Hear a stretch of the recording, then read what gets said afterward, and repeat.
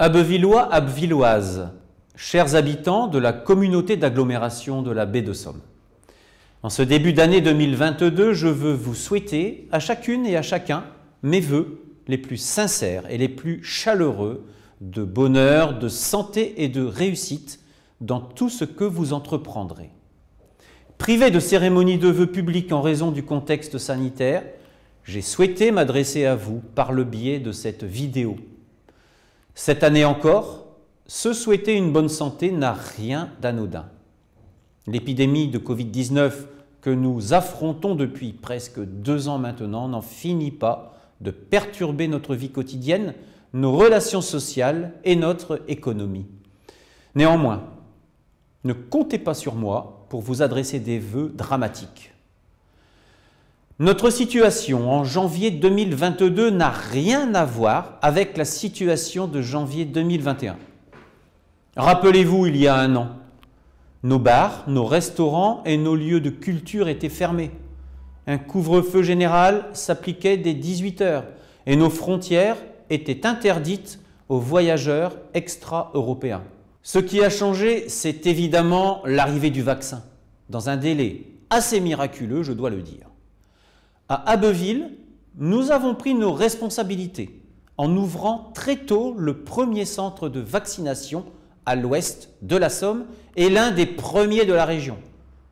Je veux en cet instant adresser ma plus vive reconnaissance à tous les professionnels et à tous les bénévoles qui ont permis le fonctionnement de ce centre. Des soignants aux agents d'accueil, en passant par les agents de sécurité, les agents de désinfection ou encore les cuisiniers qui assurent les repas au centre. Je les avais reçus en fin d'année pour les remercier et leur dire de tenir bon. Pour 2022, mon souhait est simple. Je leur souhaite de fermer ce centre de vaccination. Déjà, parce que j'aimerais bien rendre la salle des fêtes aux associations abbevilloises. Mais surtout, parce que cela signifiera que nous en avons fini avec cette crise. Pour cela, qu'une seule solution. Vaccinez-vous. Je vous encourage à procéder à votre dose de rappel ou à entamer votre schéma vaccinal pour ceux qui ne l'auraient pas encore fait. D'abord, cela vous protège. En Picardie-Maritime, la couverture vaccinale est exceptionnellement bonne et l'unité de réanimation du centre hospitalier d'Abbeville n'est pas saturée. Ensuite, au-delà de votre protection personnelle, alors même que nous avons aujourd'hui plus d'1 an de recul sur les premières injections, vous contribuez à notre défi collectif, le retour progressif à une vie normale. C'est-à-dire une vie riche en activités, en interactions sociales et en convivialité, une notion qui, vous le savez, m'est chère. Et nous avons intérêt à cela, parce qu'en 2022, nous avons plein de choses à faire à Abbeville et sur le territoire de l'agglomération. Pour rester dans le domaine de la santé, en 2022, vous le savez, les travaux de modernisation et d'extension de l'hôpital vont se poursuivre. Et bonne nouvelle, suite à la mobilisation des élus locaux, nous avons obtenu de l'État des crédits supplémentaires dans le cadre du Ségur de la santé pour rénover encore plus notre centre hospitalier. J'envisage notamment qu'on puisse réhabiliter, voire construire une nouvelle unité psychiatrique secteur qui a toujours été le parent pauvre de notre système de santé et qui a besoin qu'on le soutienne. 2022 sera aussi une année sportive et nous commencerons dès la fin du mois de janvier avec la Coupe de France de water polo qui se déroulera à l'Aquab du 27 au 30 janvier. J'espère que nous serons nombreux dans les gradins pour assister au match de cette discipline spectaculaire. Que la Fédération française de natation ait retenu Abbeville pour l'organisation de cette compétition est d'ailleurs un bon signe en vue des Jeux Olympiques de Paris en 2024. J'ai bon espoir que nous accueillons cette année-là à Abbeville la base arrière d'une délégation nationale de premier rang. 2022 sera également une année sportive avec, je l'espère, la finalisation du plan du nouveau stade Paul Delic, creuset historique du sport abbevillois. Pour le moment, nous consultons encore les clubs sur leurs besoins. Ensuite, viendra l'étude de programmation. En 2022, nous avancerons également de manière décisive sur les plans de l'extension du musée Boucher de Perthes, qui permettra d'accueillir, vous le savez, les imposantes œuvres que la famille d'Alfred Manessier, conformément à son souhait, a léguées à la ville d'Abbeville. Reconstruction du stade in situ, modernisation de notre hôpital ou extension du musée en centre-ville, vous l'avez bien compris, nous veillons à développer Abbeville en son cœur. C'est tout l'esprit du dispositif Action Cœur de Ville dont les premiers effets se font ressentir sur nos commerces. Vous le constatez, les ouvertures, les extensions d'enseignes ou les expérimentations sous forme de boutiques éphémères sont nombreuses. Nous accompagnons ce mouvement par une ambitieuse politique en matière d'animation.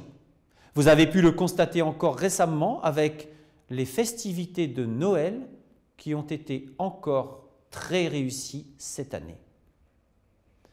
Dès janvier 2022, un nouveau volet du dispositif Action Cœur de Ville s'ouvre à Abbeville, celui de l'OPAH, Opération programmée d'amélioration de l'habitat, qui aidera les propriétaires privés à réhabiliter les immeubles anciens du secteur de la Croix et des chaussées Marcadet et Doquet. Sur le territoire de la CAPS, une même opération débute à Lompré-les-Corsins et des opérations sur l'habitat sont envisagées dans les autres centres-bourgs. Au chapitre des rénovations, vous le savez, 2022 sera une année charnière pour l'un des quartiers d'Abbeville qui sortira progressivement de ses difficultés.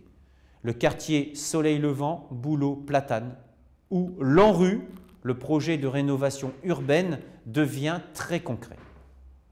Aujourd'hui, il s'agit surtout de démolir les bâtiments, les aubépines et les tilleuls notamment. Mais bientôt, il s'agira de construire de nouvelles voiries, de nouveaux espaces verts, mais aussi de nouveaux services avec notamment le pôle collaboratif et le pôle socioculturel et sportif.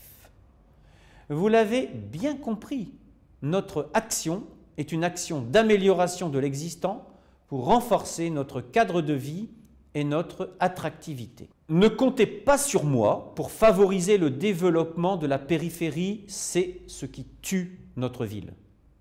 Je le permettrai uniquement pour des projets structurants et d'intérêt général. Je pense notamment à une nouvelle caserne de pompiers ou à de nouveaux établissements de soins. Sur le plan de la solidarité, 2022 sera également une année importante à Abbeville avec l'ouverture au printemps de notre épicerie solidaire quartier Thuison. Cette épicerie sera bien plus qu'un magasin où les prix des produits de première nécessité seront adaptés aux plus démunis d'entre nous. Ce sera un lieu de rencontre et d'engagement dans un projet de vie avec des ateliers tout autour de la santé, un vestiaire solidaire. Permettez-moi, à l'approche de la fin de cette vidéo, d'avoir un mot pour l'ensemble des habitants de la communauté d'agglomération de la baie de Somme. Que vous habitiez l'Abbevillois, la baie de Somme Sud ou la région d'Alencourt. Vous le savez, la CAPS connaît d'importantes difficultés financières. Mais nous faisons tout avec mon bureau communautaire et l'ensemble des maires pour sortir de l'ornière. Nous y arriverons, non pas en sacrifiant le service rendu aux habitants, mais en nous recentrant sans doute sur les missions principales de notre intercommunalité. Assurer la gestion et la valorisation de nos déchets, assurer le bon fonctionnement de nos écoles, l'entretien de nos voiries et le développement de notre territoire.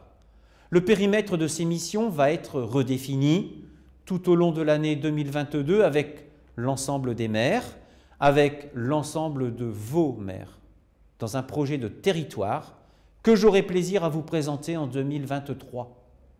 Vous le verrez, la CAPS est utile. La CAPS vous est utile.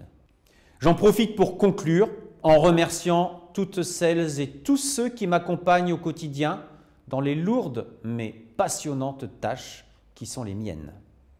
Mon équipe municipale à Abbeville, mon bureau communautaire et le conseil des maires, l'ensemble des services à la ville, à la CAPS ou mutualisés, l'ensemble de nos partenaires, l'État, les forces de secours et de sécurité, les autres collectivités, les chambres consulaires, les bailleurs sociaux, les nombreuses associations ou partenaires privés, toujours plus dynamiques sur notre territoire.